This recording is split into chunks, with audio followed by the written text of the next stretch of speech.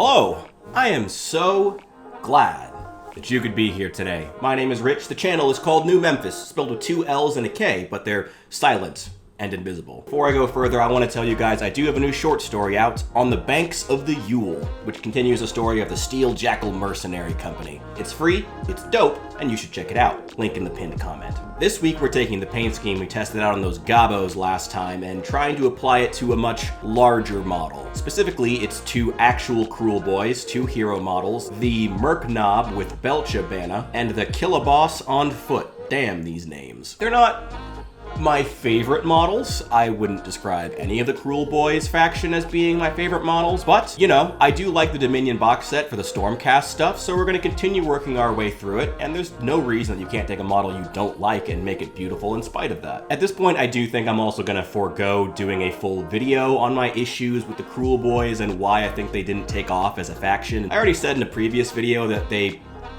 they're ugly and over-designed and the weapons are too small, and that's pretty much all that I can say. I might add that they look like they were designed by a sadistic 12-year-old who collects gas station knives, but that's really just icing on the cake. I am also unfortunately recovering from being sick, which is why I'm allowing myself to film in my pajamas for once, and why I'm just having a coffee today. No beer, I am just gonna stay hydrated, which coffee's still not great for, but you know, it's a step in the right direction. So I'm excited to get started. I am actually really excited to see what this paint job looks like on a much larger scale, not just on tiny little gobos, though gobos are some of my favorite models in Warhammer. I love them to pieces. But I'm excited to see what they look like on these heroes, so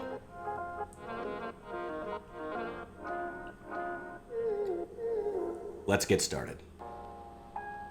Okay, we've got 2 heroes to paint this week, the Killaboss on foot and the Murknob with Belcha-banna. These will start off with our leafy green primer and follow largely the same paint job we did last week. I already put the basing texture on our Murknob last week, just because I had a lot of extra when we did the gobos, so I didn't want to waste it.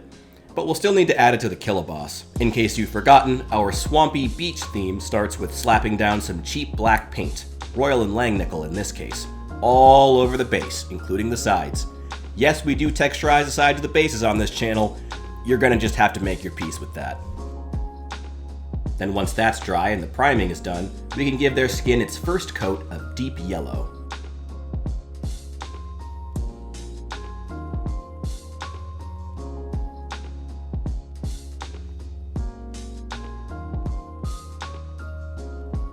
Not bad so far.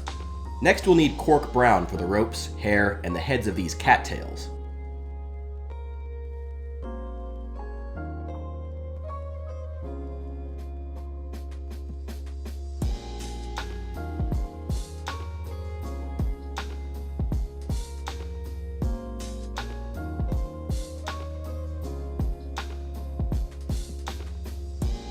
The weapons will eventually be a vibrant red, but the first step toward making them bright will be a layer of white. Then we can bring out the true protagonist of this channel, Vallejo Clear Orange.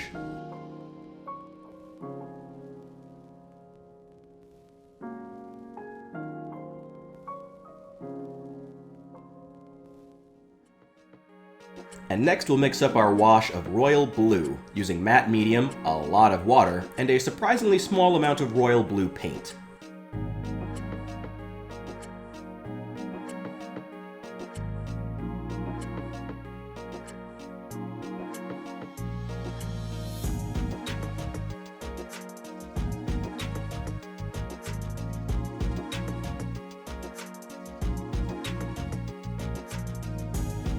Man, these are already starting to come alive. While that was drying, it seemed like a good time to give our weapons a dry brush of white to bring out the details and make the edges pop.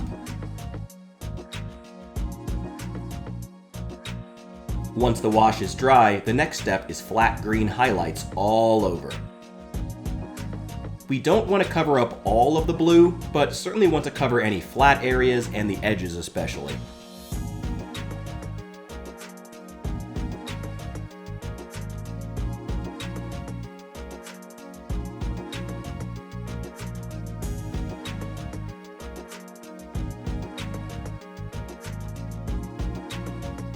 Then we can highlight the skin with deep yellow again, nice and thick so that it's bright.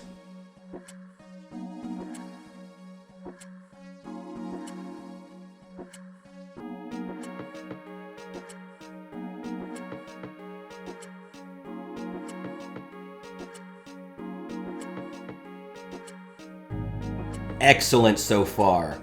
I mixed up the initial layer of cork brown for the base, but I thinned it way too much. Oh well, we can do 2 thin layers instead of 1, and no one will know the difference. Okay, back to the weapons. I wanted to try and emulate the weapons from the corn demons we did a few months ago, so we'll add some chips of emerald and royal blue to the orange blades. Honestly, the effect didn't turn out great in the end, but I still want to go over it so we can hopefully do better next time. Next, we'll add some white highlights to both the weapons and the other places like the spikes, the shields, and this little skull.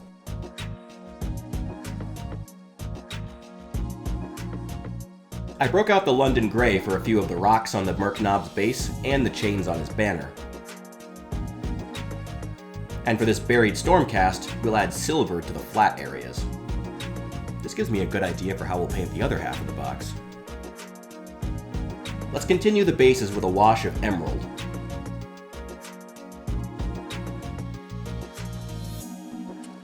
And once that's dry, we'll give them a dry brush of cork brown.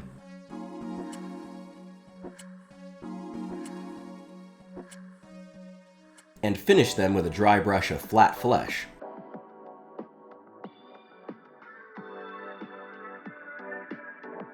To tie these weapons together, we'll go over them with a very thin wash of dark vermilion.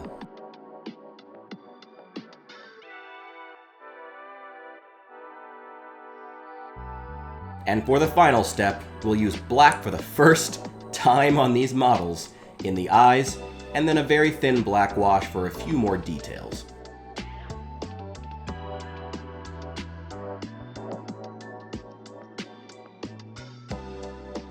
Those weapons might look fearsome, but don't worry, they've been ordered to only use them on non-subscribers. Thank you so much for being here, guys. Please, once again, forgive me for being a little low energy this episode, but I still wanted to be here with you guys and share this project with you. So without any further ado, let's get on to the good part.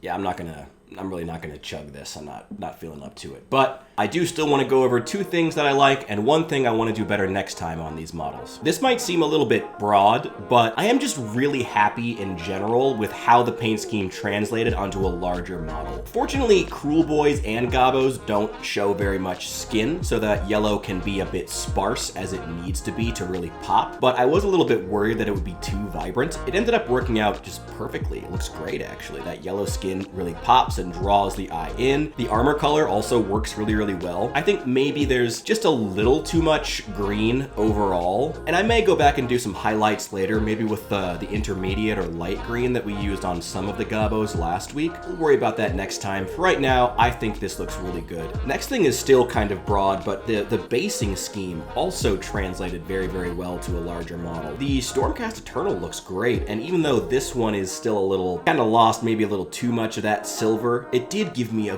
great idea. I really want to do the leafy green primer, blue wash, and then silver to the flat areas on our Stormcast and see how it looks. I'm really excited to try that out. I'm upset that it's now buried beneath the cork brown and the flat flesh, but that's okay.